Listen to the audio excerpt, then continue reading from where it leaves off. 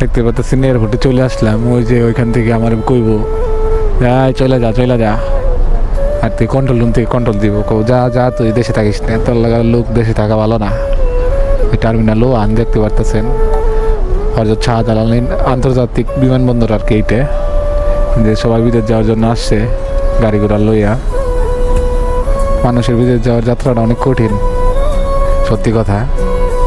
এখানে আসলে দেখতে পারবেন কত মানুষ কান্না করতেছে, বউ জামাইয়ের ধরে কান্না করতেছে যে জানো তুমি যাইও না, জামাই তুমি যাইও না।